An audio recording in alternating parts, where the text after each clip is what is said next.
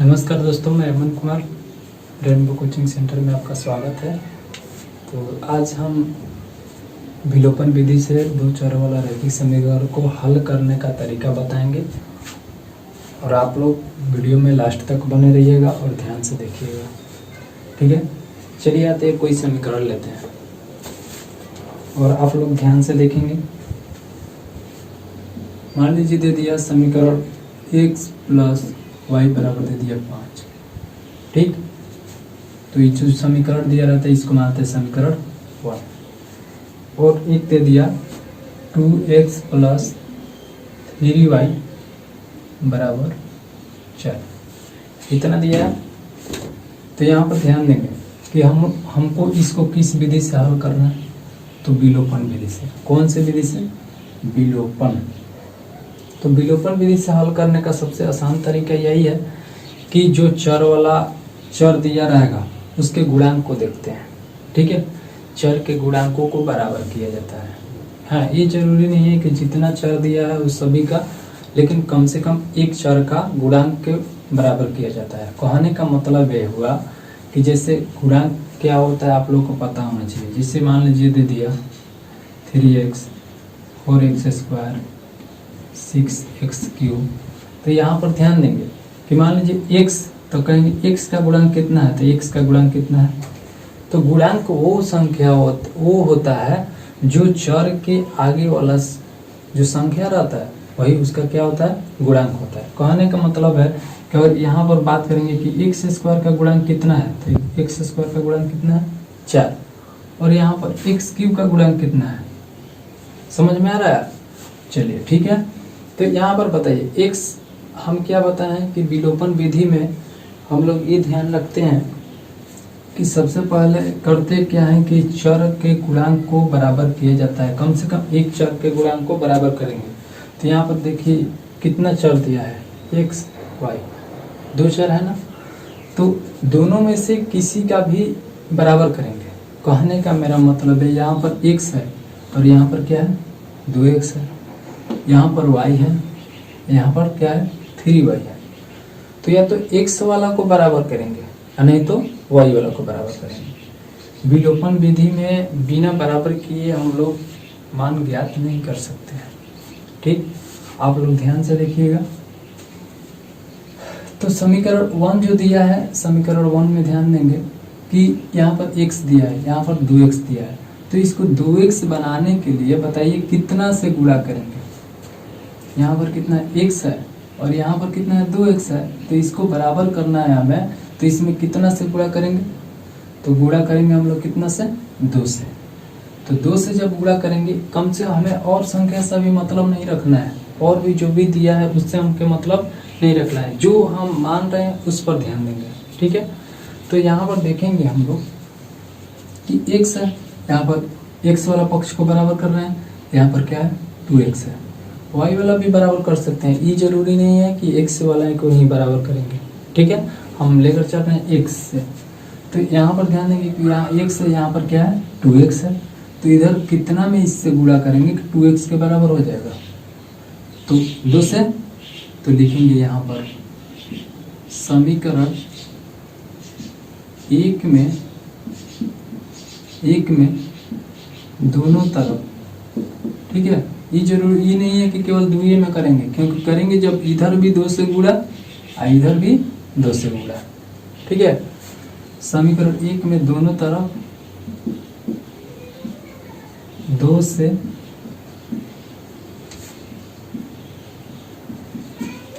गुणा करने पर, बहुत सारा तरीका है इसको जानने का। कहने का मतलब है, देख लीजिए यहाँ पर x है, यहाँ पर 2x है। तो जितना लाना है ना उतना में क्या करेंगे, दोनों तरफ गुणा कर देंगे। जैसे कि 2x, यहाँ पर 2 है, यहाँ पर कितना है कुछ नहीं है, तो 1 है ना, तो इसको 2 के बराबर करना है, तो किससे गुणा कर देंगे इधर भी 2 से और इधर भी 2 से। सीधे हम समझने के लिए आप लोग को लिख दिए हैं कि समीकरण 1 में, समीकरण 1 है ये हमारा दोनों तरफ 2 से गुणा करने पर, यानी कि इधर भी 2 से गुणा और इधर भी 2 से गुणा। ठीक है, तो आप लोग ध्यान देंगे। चलिए, तो x प्लस वाई बराबर कितना है 5, तो इधर भी 2 से गुणा कर देते हैं, ठीक, और इधर भी 2 से गुणा कर देते हैं। तो करेंगे तो क्या होगा, इसमें इससे करेंगे तो कितना 2x प्लस इसमें इससे 2y बराबर 5 में 2 से 5 दूनी 10। तो देखिए, तो हमारा यहाँ पर समीकरण कौन था 1, ये कौन था समीकरण 2, ये कौन सा समीकरण हो जाएगा, ये हो जाएगा समीकरण हमारा 3। ठीक, अब ध्यान देंगे, लिखेंगे। अब करेंगे क्या, अब तो हमारा चर वाला बराबर कर लिए एक चर का। तो देखिए समीकरण 2 में 2x, यहाँ भी समीकरण 3 में क्या आ गया 2x, यानी एक चर वाला बराबर मान हो गया। तो आप लोग ध्यान देंगे, समीकरण कितना कितना सब चलेंगे, समीकरण 2 और समीकरण 3 से, समीकरण 2 और देखिए यहाँ पर एक बात ध्यान रखा जाता है। ठीक, यहाँ पर एक बात ध्यान रखेंगे हम लोग। ठीक है, यहाँ पर ध्यान देंगे, यहाँ पर माइनस है। ठीक है, क्वेश्चन में गलती से लिखा गया है, कोई बात नहीं है, अभी कोई दिक्कत नहीं है। चलिए, समीकरण 2 और समीकरण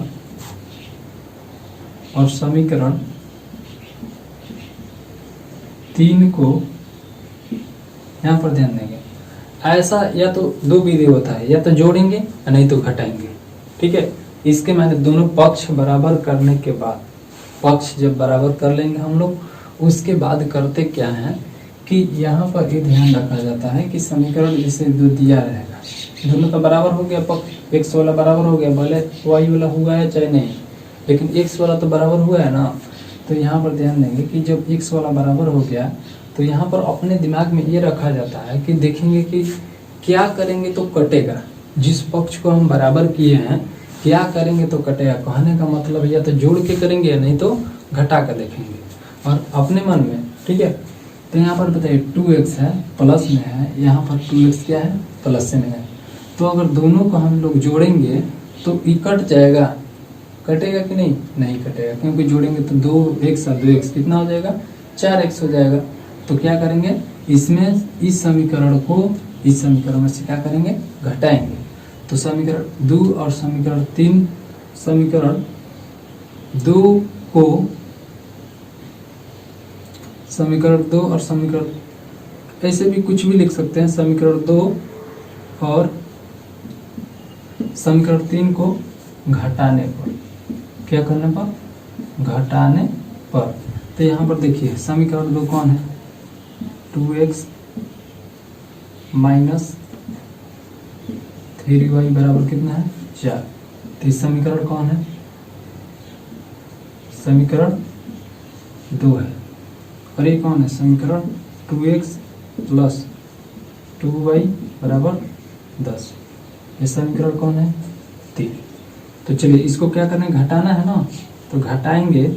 तो आप लोगों को मैंने पिछली वीडियो में जब x y z पर के भाग सिखाने के लिए बताया हूँ, उसमें आप लोग ध्यान से देख लीजिएगा कि क्या किया जाता है कि जब घटाते हैं हम लोग, जब इस तरह का समीकरण कुछ भी दिया रहेगा, जब घटाते हैं तो यहाँ पर देखिए कुछ नहीं तो क्या है प्लस है।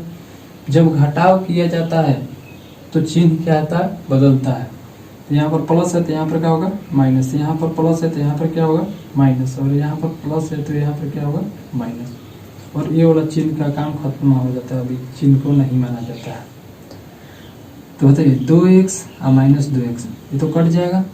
ठीक, और देखिए माइनस 3y और माइनस 2y कितना होगा, minus 3y minus 2y minus 5y हो जाएगा, और बराबर वहाँ पर बताइए कि 4 अब माइनस 10 है, तो 4 में से 10 घटेगा तो कितना बचेगा, कितना बचेगा माइनस 6। ठीक, किसी भी तरह का दिक्कत। चलिए अब यहाँ से बताइए, यहाँ तक हो गया।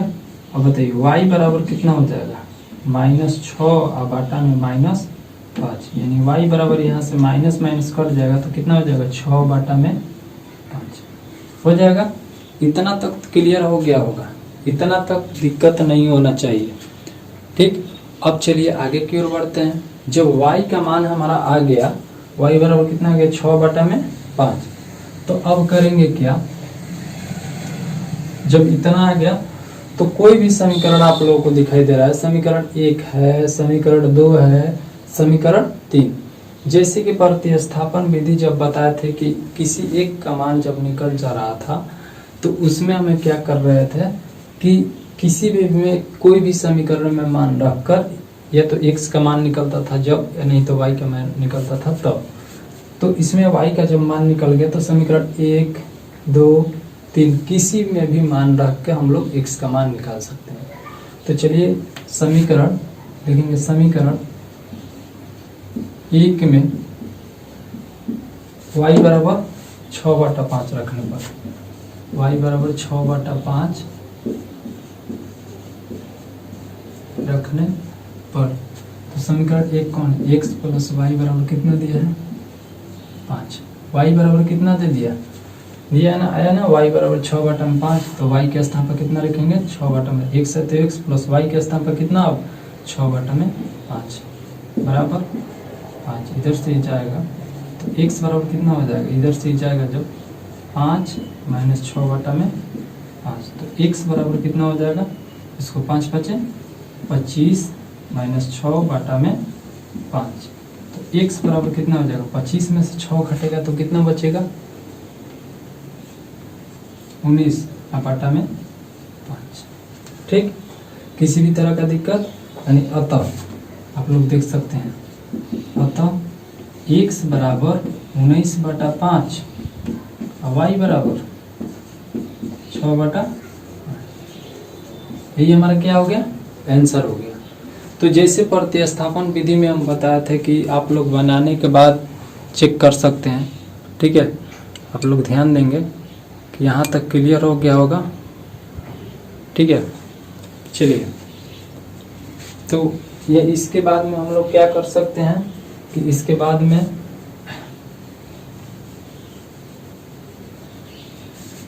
ठीक है, तो अतः यहाँ पर ध्यान देंगे कि जो मान आया है बताओ x बराबर कितना 19/5 और y बराबर कितना 6/5, यही हमारा क्या हो गया, दोनों आंसर हो गया। ठीक, तो इसमें आप लोग समीकरण में भी मान रख के पता कर सकते हैं, जैसे प्रतिस्थापन विधि में चेक करने का बताया था। ठीक है, तो चलिए एक और उदाहरण के साथ आते हैं, ध्यान देंगे।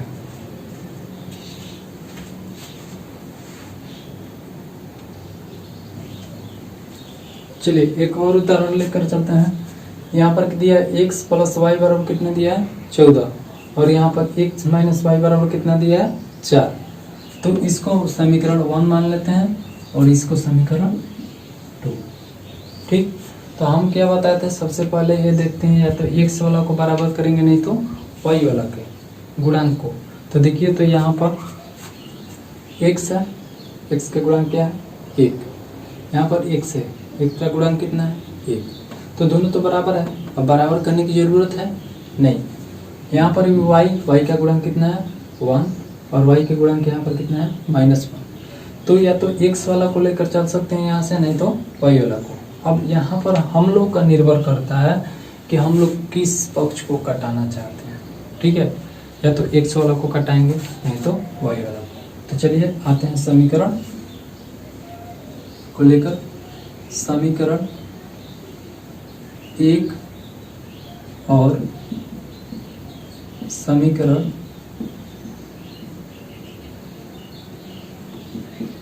2। अब बताइए x वाला को कटाएं हम कि y वाला को कटाएं। ठीक, तो यहाँ पर ध्यान देंगे कि अगर x वाला को कटाना है तो यहाँ पर ध्यान देंगे, यहाँ पर x है, यहाँ पर भी x है, ये जो दोनों को देखेंगे कि जोड़ेंगे या घटाएंगे तो कटना चाहिए। ठीक है, तो देखिए, तो यहाँ पर x वाला को अगर हमें कटाना होगा तो ये x वाला प्लस में रहना चाहिए, एक x वाला माइनस में, तभी तो हो सकता है। तो यहाँ पर चलते हैं समीकरण 1 और समीकरण 2 को, डायरेक्टली हम लोग y वाला को कटाते हैं। तो समीकरण 1 और समीकरण 2 को जोड़ने पर तो यहाँ पर ध्यान देंगे कि x प्लस वाई बराबर कितना दिया है 14 और यहाँ पर x माइनस वाई बराबर कितना 4। तो दोनों को क्या कर रहे हैं हम लोग जोड़ रहे हैं। तो जोड़ेंगे तो बताओ 14 को और 4 को कितना होगा 18 और प्लस वाई या माइनस वाई जोड़ेंगे तो कट जाएगा x कितना हो जाएगा 2x होगा ना। अब यहाँ से x बराबर कितना हो जाएगा 18 बटा में 2 तो x बराबर कितना हो जाएगा 9 हो गया। अगर इस तरह का दिया रहेगा तो बहुत ही जल्दी बन सकता है। ठीक है, तो यहाँ तक हो गया x बराबर कितना हो गया 9। अब यहाँ पर ध्यान देंगे कि जब 1 का मान आ गया तो समीकरण किसी में भी या तो समीकरण 1 में रखो मान, नहीं तो समीकरण 2 में, कोनों में भी मान हम लोग रख सकते हैं। तो लिखेंगे समीकरण 1 में x बराबर 9 रखने पर तो समीकरण 1 जो है लिखेंगे x प्लस वाई बराबर कितना है समीकरण 1 x प्लस वाई बराबर 14। तो x के स्थान पर कितना 9 तो यहाँ पर 9 रखेंगे तो 9 प्लस वाई बराबर कितना 14 तो y बराबर कितना हो जाएगा 14 माइनस 9 y बराबर 14 में से जब 9 घटेगा तो कितना बचेगा 5। तो हमारा अतः बताइए x बराबर कितना आ गया 9 अतः x बराबर 9 y बराबर कितना है 5। ये हमारा क्या हो गया आंसर हो गया। ठीक, चलिए एक और एग्जांपल बता रहे हैं आप लोगों को।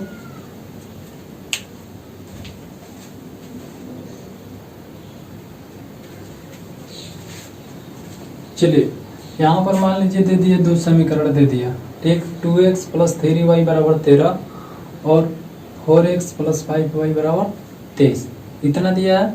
तो इसको हमें क्या करना है विलोपन विधि से हल करना है।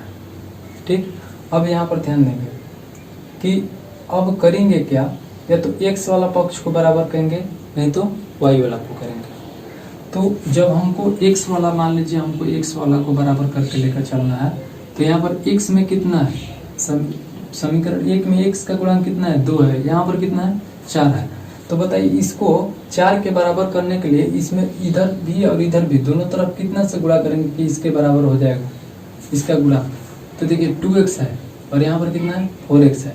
तो इधर भी 2 से गुणा और इधर भी 2 से गुणा करेंगे।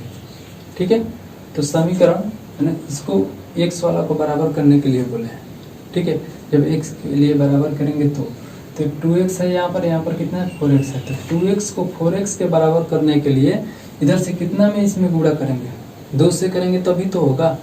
तो चलिए लिखेंगे समीकरण 1 में दोनों तरफ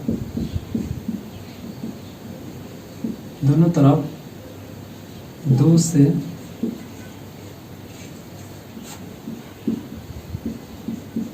गुणा करने पर। ठीक, तो समीकरण 1 हमारा कौन है 2x प्लस 3y बराबर कितना दिया है 13।